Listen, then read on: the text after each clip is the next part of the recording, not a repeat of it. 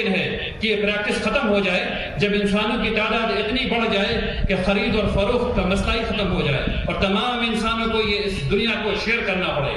اس وقت کے لوگ آج ہم لوگوں کو دیکھیں گے اور کہیں گے کہ کیسے باربیرک لوگ تھے، کیسے ظالم لوگ تھے جو زمین کو خریدتے اور بیچتے تھے۔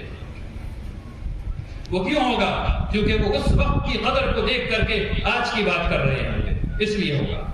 تو آج کی قدروں کو دیکھ کر کے اگر بادشاہت کی بات کی جائے گی تو ہمیشہ بادشاہت ظالم لگے گی، لیکن ایسا تھا کیا؟ یقیناً نہیں۔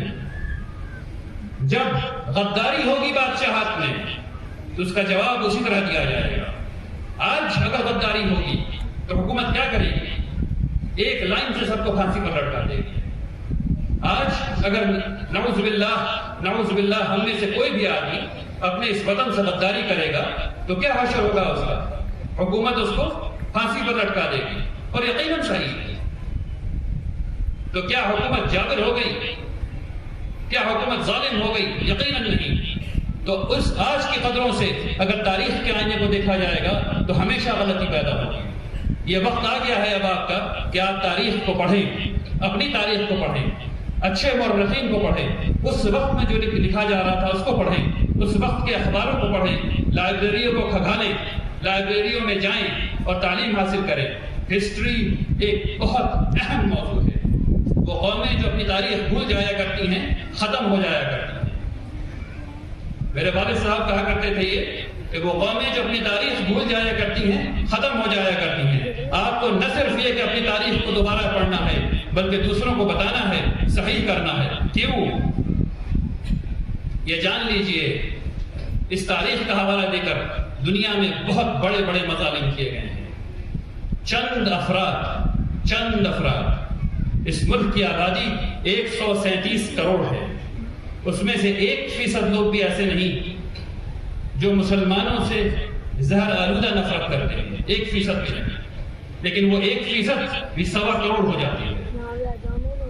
ہماری ضرورت ہے کہ ان لوگوں کو جو اپنی جگہ سے بہک گئے ہیں، جنہیں ورغلا دیا گیا ہے، انہیں سمجھائیں، لیکن یہ بات خوب سمجھیں کہ وہ لوگ جو یہ فکر پیدا کر رہے ہیں، جو مسلمان دشمنی پیدا کر رہے ہیں، جو 25 کروڑ عوام کے خلاف زہر بو رہے ہیں، وہ اس ملک کے سب سے بڑے دشمن ہیں۔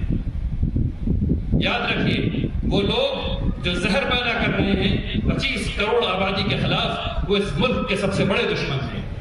ہمیں اور آپ کو بہت مضبوطی کے ساتھ یہ بات دوسروں تک پہنچانی ہے۔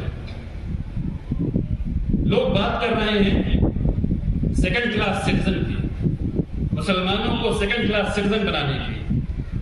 اللہ تبارک تعالیٰ نے مسلمانوں کو سیکنڈ کلاس سٹیزن بننے کے لیے دنیا میں نہیں بھیجا، اس بات کو ہمیں یاد رکھنا ہوگا۔ اور ہمیں اپنے پڑھے لکھے ہندو بھائیوں سے، مہذب ہندو بھائیوں سے، وہ لوگ جو عقل رکھتے ہیں، ان کو یہ بات سمجھانی ہوگی کہ اگر سیکنڈ کلاس سٹیزن مسلمان ہوئے تو اس پریشر کوکر کو جو قائم ہوگا سوسائٹی میں، اس پریشر کوکر کو کیسے کنٹین کیا جائے گا، اس کو کیسے روکا جائے گا؟ پھٹنے سے نہیں روکا جا سکتا۔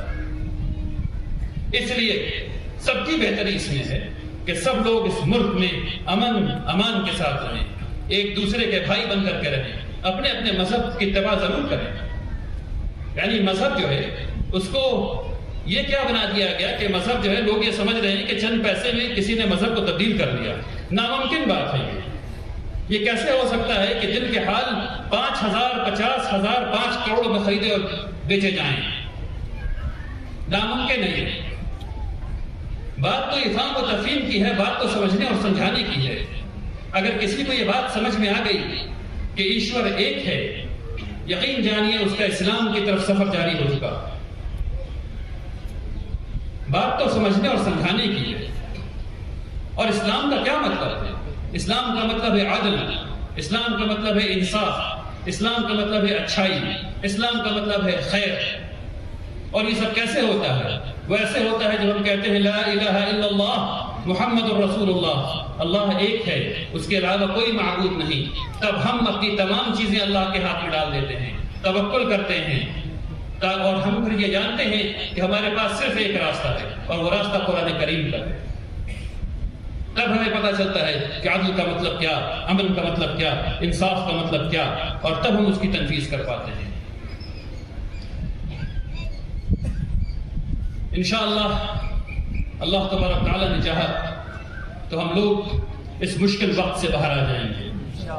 ایسا نہیں ہے کہ مسلمانوں پر اس سے زیادہ مشکل وقت نہیں آیا ہے، تاریخ پڑھیے، اس سے کہیں زیادہ مشکل وقت منگول کے زمانے میں آیا اور اللہ کی نصرت آئی اور منگول خود ہی مسلمان ہو گئے۔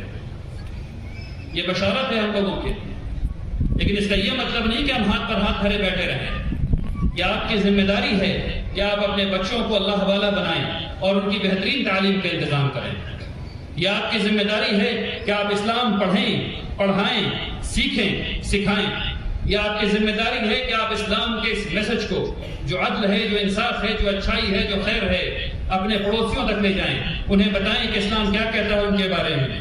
اسلام ان کے بارے میں کوئی فحش بات نہیں کہتا، اسلام ان کے بارے میں کوئی غلط بات نہیں کہتا۔ اسلام یہ نہیں کہتا کہ تم ان کے خداؤں کو گالی دو، اسلام یہ نہیں کہتا کہ تم ان کے معبودوں کو گالی دو، کبھی نہیں۔ اسلام نے بلکہ منع کیا کہ تم ان کو برے نام سے نہ پکارو۔ انہیں بتائیے، اسلام نے منع کیا، ہم ایسا نہیں کرتے۔ کوئی بھی مسلمان نعوذ باللہ کسی کے خدا کو کبھی گالی نہیں دیتا، کسی کے خدا کو کبھی برا بھلا نہیں کہتا۔ ہمیں یہ بات بتانی چاہیے۔ ہم خاموش ہیں، غالباً ہم ڈرے ہوئے ہیں۔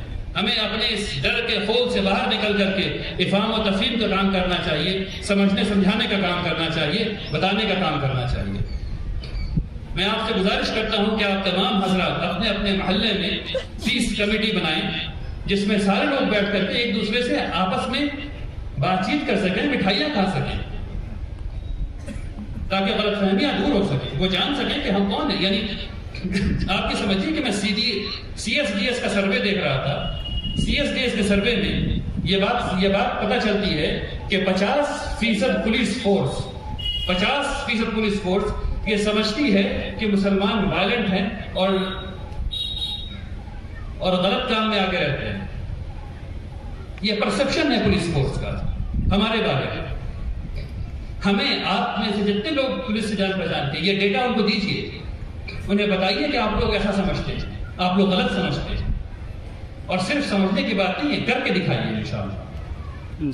ٹھیک، اللہ تبارک تعالیٰ ہم لوگوں کو اپنی ہدایت میں رکھے، اللہ تبارک تعالیٰ ہم لوگوں پر رحم فرمائے، اللہ تبارک تعالیٰ ہم لوگوں کی عزت اور آبرو کی حفاظت فرمائے، اللہ تبارک تعالیٰ ہم لوگوں میں جرت عطا فرمائے، اللہ تبارک تعالیٰ ہم لوگوں کو بزدلوں میں نہ بنائے، آمین۔ ربنا تقبل منا انك انت السميع العليم وتب علينا انك انت التواب الرحيم